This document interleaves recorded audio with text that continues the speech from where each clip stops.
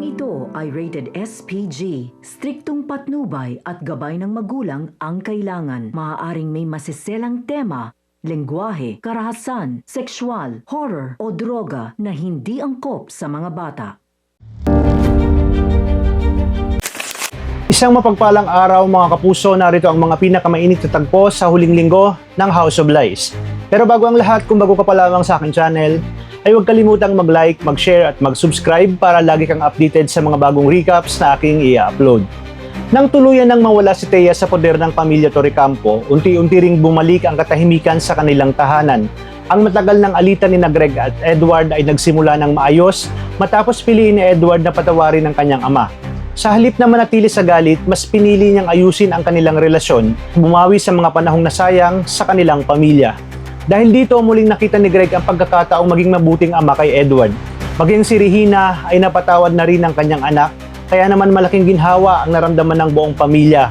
Sa unang pagkakataon, matapos ang napakaraming pagsubok, tila nagkaroon muli ng saya at pagkakaisa ang pamilya Torrecampo. Malaki rin ang pasasalamat ni Regina kay Marge dahil isa ito sa tumulong upang magkabati-bati silang lahat. Ngunit ayon kay Marge, si Edward pa rin umano ang tunay na dahilan kung bakit muling nabuo ang kanilang pamilya.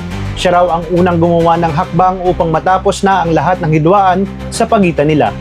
Habang maayos na nag-uusap sina Regina at Marge, bigla silang nabigla matapos makatanggap ng isang mensahe. May kalakip itong larawan na agad nagpayanig kay Regina. Nanlumo siya nang makita ang matagal niya nang itinatagong sekreto na ngayon ay kumakalat na sa social media. Hindi na kinailangan pa ni Regina na hulaan kung sino ang nasa likod ng pagpapakalat nito. Alam niyang si Aldrin lamang ang may matinding galit sa kanya. Para kay Aldrin, si Regina ang dahilan kung bakit tuluyang nasira ang kanyang pamilya at namatay ang kanyang ina. Dahil sa sobrang sama ng loob matapos mabunyag noon ang relasyon ni Regina at Walter. Habang unti-unting bumabalik ang saya sa pamilya Torrecampo, kabaliktaran naman ang nangyayari kay Aldrin. Patuloy siyang nilalamon ng galit at paghihigante.